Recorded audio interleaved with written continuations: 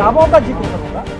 जो किताब छपी है वो तो बिना छपी हुई किताब के बारे में कह रहे हैं। कुछ किताब छपी है जो कि बैन है भारत में। ये है चार्ल्स की किताब है इंडिया इंडिपेंडेंट। ये कहता है कि माउंट बेटन और एडवीना के साथ मिलकर किस तरह से भारत का बंटवारा नेहरू ने कर दिया, पूरा इतिहास है। और 1964 में इस किताब को बैन कर दिया गया। दूसरी किताब है एडवीना एंड नेहरू, ये नोवेल है। इस किताब को बैन कर दिया। इसमें यह है कि कितने बजे कहां कैसे नेहरू जी एडवीना के साथ घूमते थे फिरते थे और उनको देश के राजनीति से कैसे मतलब नहीं था।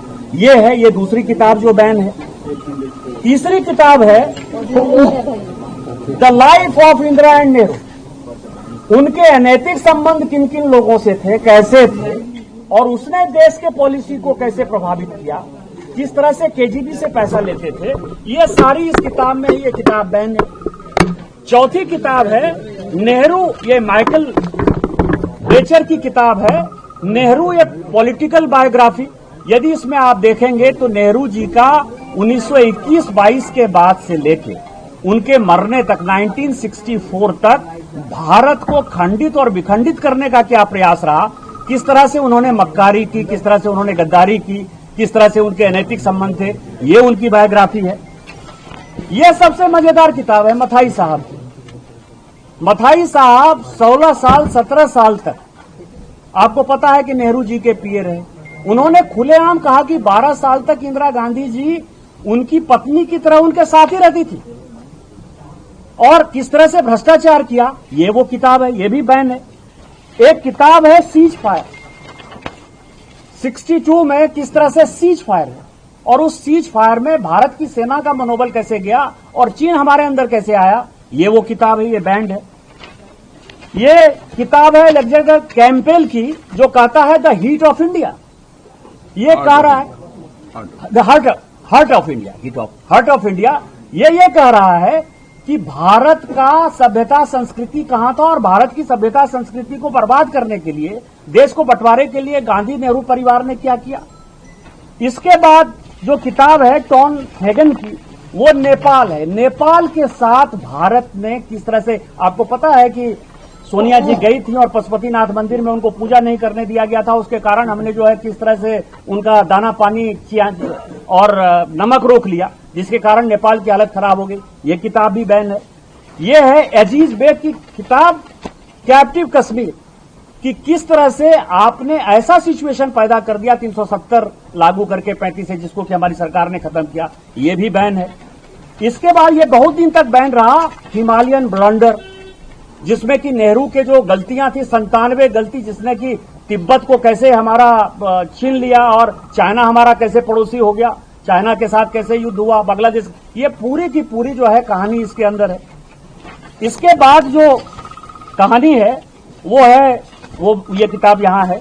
और एक किताब है जो कि 20 साल तक ये फोर्ट की किताब थी कि चाइना युद्ध के पहले कैसे 1951 में एक आर्मी जनरल ने कह दिया था और मिस्टर कॉल जो उनके रिलेटिव थे 17 लोगों को हटाकर कैसे उन्होंने उसको इंचार्ज बनाया और चाइना के साथ फाइनली कैसे हम हार गए।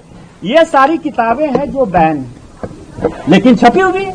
बैन है, भारत सरकार ने बैन कर रखा है, लेकिन छपी हुई है। हम चाहते हैं कि उसके ऊपर चर्चा हो।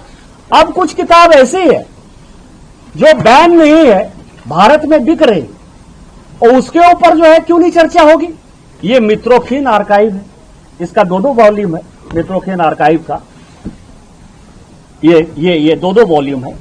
ये दोनों वॉल्यूम में ये है कि कैसे पूरी कांग्रेस पार्टी इंदिरा जी के साथ केजीबी के हाथों में बंधक थी। सीआईए से कैसे लिए जाते थे और चुनाव में किस तरह से पैसे लिए, ये मित्रोखीन आर्काइव के ऊपर जो है, मित्रोखीन बहुत बड़ा आदमी था, उसने किताब लिखी है। इसके ऊपर हम चाहते हैं चर्चा हो जाए। इसके बाद है कुलदीप नैयर, बड़े आप ही लोगों की तरह बड़े पत्रकार थे। इमरजेंसी रिटोल्ड कि कैसा करप्शन हुआ, कैसा इमरजेंसी हुआ, कैसे लोगों को जो है रोका गया, कैसे संविधान को बदला गया। इस किताब पर क्यों नहीं चर्चा होगी। इसके बाद ये कुमी कपूर, अभी भी कुमी कपूर जी हैं और बड़ी पत्रकार हैं, उनका है द इमरजेंसी। ये सारे इतिहास ऐसे हैं जैसे लोकतंत्र को कैसे खत्म किया, लोकतंत्र का गला कैसे घोटा, पत्रकारिता को कैसे खत्म कर दिया, डेमोक्रेसी को कैसे खत्म किया। ये जो इस तरह की बातें करते हैं तो इसके ऊपर क्यों नहीं चर्चा होगी? क्यों कपूर तो अभी जिंदा ही है। इसके बाद ये संजय बारू की किताब है, आप ये देखिए, द एक्सीडेंटल प्राइम मिनिस्टर, कि प्राइम मिनिस्टर केवल नाम मात्र के थे, सारा फैसला जो है सोनिया जी लेती थी। सोनिया जी किस तरह से फैसला लेती थी, संजय बारू की किताब है। संजय बारू जिंदा है, इसके ऊपर क्यों नहीं चर्चा होगी कि आप कैसे, मतलब गांधी और नेहरू परिवार को लगता है कि वो राजा हैं और आज तक उनका राजशाही खत्म नहीं हुआ, इसके ऊपर क्यों नहीं चर्चा होगी। या द रेड साड़ी, यह किताब सोनिया जी के ऊपर, और यह किताब पहले बैन हो गया था लेकिन अब अवेलेबल है। यह हमने बुक स्टोर से खरीद कर ही लिया है कि 10 साल में किस तरह से करप्शन किया, किस तरह से बाहर पैसा डाला, किस तरह से व्यक्तिगत इटालियन लोगों के बिजनेसमैन के साथ रिलेशन थे। क्या इसके ऊपर चर्चा नहीं होनी चाहिए, रेड साड़ी के ऊपर? इसके बाद आप समझिए, यह दरबार तबलीन सिंह की किताब है। पूरा इंदिरा गांधी जी ने क्या किया, राजीव गांधी जी ने क्या किया, राहुल गांधी जी ने क्या किया, सोनिया गांधी जी ने क्या किया, क्या उस परिवार के ऊपर चर्चा नहीं होनी चाहिए? ये तबलीन सिंह जी की किताब है। ये किताब है चित्रा सुब्रमण्यम की, बोफोर्स गेट। आपको पता है कि इनकम टैक्स ने फाइनली कहा कि बिन चड्ढा ने पैसे लिए और उनसे इनकम टैक्स ने पैसे वापस लिए। 50 करोड़ रुपया उनका फ्लैट बेचकर इनकम टैक्स ने वापस लिया। पौत्रोची कौन था, पौत्रोची के साथ क्या रिलेशन थे? आपके बोल जाने से, टेक्निकल बातों से किस तरह से माधव सिंह सोलंकी ने बोफोर्स के केस को लिपापोती किया, ये पूरे इतिहास को पता है, पूरे देश को पता है। तो क्या बोफोर्स पर फिर से बात नहीं होनी चाहिए? चित्रा सुब्रमण्यम तो जिंदा है। इसके बाद यह शशि थरूर की खुद ही किताब है, द ग्रेट इंडिया नॉवल, खुद की किताब है। उन्हीं से पूछना चाहिए कि उन्होंने गांधी नेहरू परिवार के बारे में क्या कहा है। अभी तो प्रेजेंट सांसद हैं, उन्हीं की किताब के ऊपर हम चर्चा करना चाहते हैं, वो भी चर्चा नहीं कर रहे हैं। इसके बाद इंडिया ट्रस्ट विथ डेस्टिनी, ये जगदीश भगवती और अरविंद पनघरिया की किताब है कि किस तरह से 2004 से लेकर 14 तक पूरी इकोनॉमी को, पूरा का पूरा बैंकिंग सिस्टम खत्म हो गया। फोन ऑफ बैंकिंग होता था, देश का कैसे तमाशा बना दिया। कोई न IMF न वर्ल्ड बैंक हमको पैसा देने को तैयार नहीं थी, और वो किस तरह की घटना है, ये वो किताब है। इसके बाद किताब है Indira Gandhi trust with power. सारी चीजें हैं उनके पूरे, मैंने कई एक लोगों ने कहा कि अय्यासी मैंने शब्द बोल दिया, गलत शब्द बोल दिया। कैसे उनके अनैतिक संबंध थे और किस अनैतिक संबंध के कारण भारत के राजनीति पर क्या प्रभाव पड़ा, ये पूरा नयनतारा सहगल ने लिखा, उनकी बहुत क्लोज हुआ करती थी।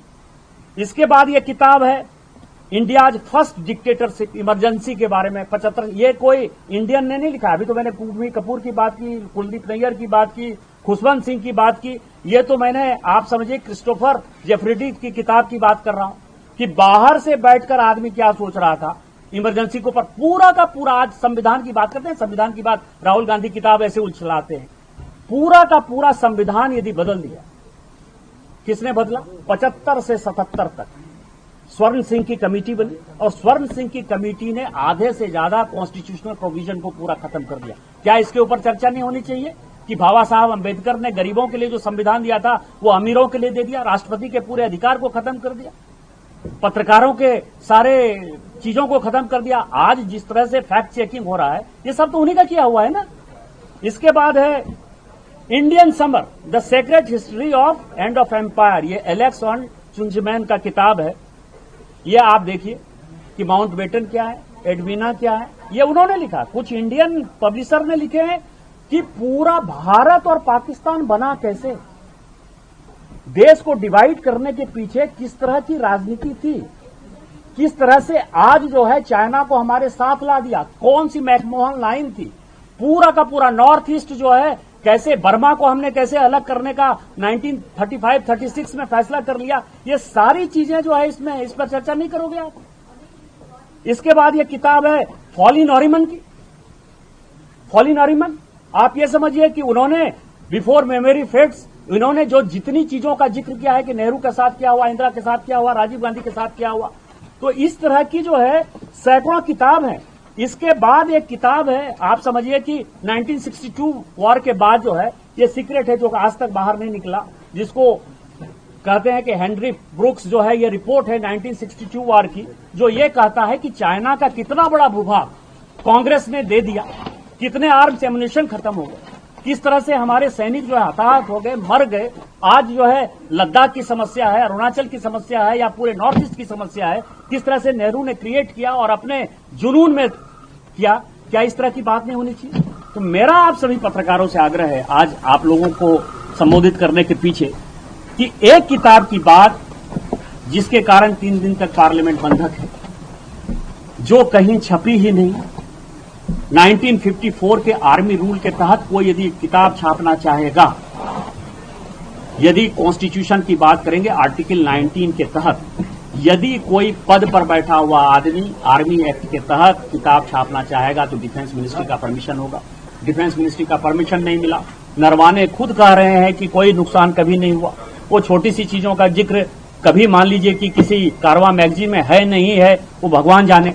लेकिन ये जो संसद को उन्होंने बंधक बना लिया, मेरा स्पीकर साहब से आग्रह है और यही मैंने आज पार्लियामेंट में कहा है कि आप जो छपी हुई किताब और जो सोशल मीडिया के दौर में, इलेक्ट्रॉनिक मीडिया के दौर में 2014 के पहले की जो कहानी है, जिससे कि देश का बहुत बड़ा वर्ग अनभिज्ञ है, उसको जानकारी नहीं है, उसके ऊपर पार्लियामेंट में आप चर्चा करा लीजिए। पार्लियामेंट में चर्चा हो जाएगी तो गांधी नेहरू परिवार का जो मक्कारी का, भ्रष्टाचार का, जो अनैतिक संबंधों का जो जखीरा है, जिसके कारण भारत आज भुगत रहा है पिछले 10-12 साल में, माननीय प्रधानमंत्री जी के आने के बाद जो है हम विश्व गुरु बनने की स्थिति में हैं। आज चौथी इकोनॉमी है, तीसरी इकोनॉमी हो जाएंगे। लेकिन क्यों हम इतनी जल्दी आगे नहीं बढ़ पाए?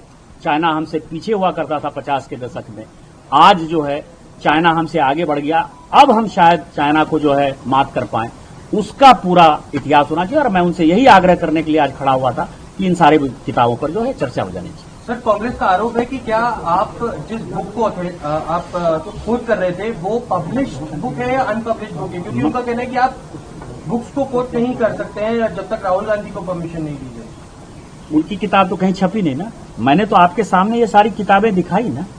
ये किताबें तो बुक स्टोर में मौजूद है। आप दिल्ली के किसी बुक स्टोर में चले जाओ, ये सारी किताबें मौजूद है। मैंने कुछ किताबें कही कि पब्लिश्ड हैं, लेकिन वो भारत में बैन है, तो वो किताब लेकर नहीं आया। मैं भारतीय जनता पार्टी का कार्यकर्ता हूं, मैं कोई अनैतिक काम करने के लिए यहां नहीं आया हुआ।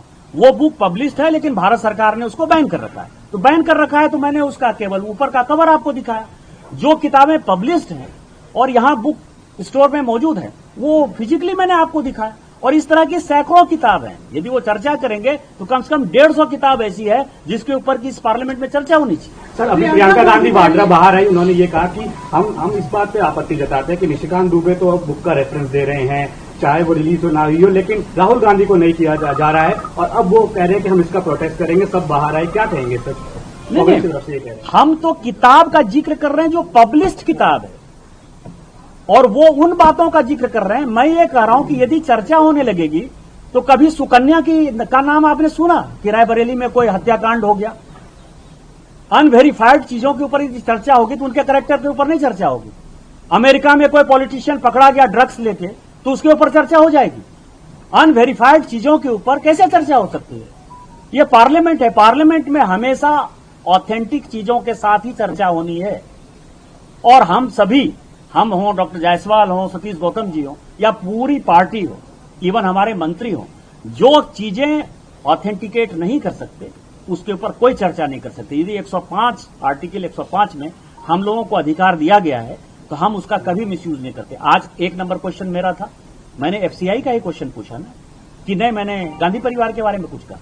आज जो है इनका भी नाम बोलने के लिए था। यदि स्पीकर ने डॉक्टर संजय जायसवाल को बोलने की इजाजत नहीं दी, ये तो हमारे चीफ व्हिप हैं, हमारे नेता हैं, तो ये बोल देते। हम तो नियम कानून प्रक्रिया से चलने वाले आदमी हैं और हम कांग्रेस से, खासकर राहुल गांधी जी से यही आग्रह करेंगे कि आप नियम प्रक्रिया में चलिए। जिसके ऊपर की दे दिया स्पीकर ने, अपनी रूलिंग दे दी, जो रूल बुक है 389 के तहत, कि अब इसके ऊपर चर्चा नहीं हो सकती, तो उनको चर्चा नहीं करनी चाहिए और वो किताब कहीं छपे ही नहीं। हाँ? प्रियंका गांधी का कहना है कि आपने अचानक इस सरकार की शय पे इस मुद्दे को उठाया है, आप राहुल गांधी को बोलने नहीं देना चाहते। बिल्कुल नहीं है। स्पीकर थे, किताबों का जखीरा लेकर आते हैं। मैं चीफ व्हिप हूँ, मैंने इनका 3rd नाम इनका मैंने लिखा था और उस समय भी स्पीकर साहब के टेबल पे चेयरपर्सन तो अपनी बात रख रहे थे, मना ही कर रहे थे, नहीं तो ये पूरी बात तो हम नहीं रख पाए, इसलिए यहाँ पे प्रेस में आए।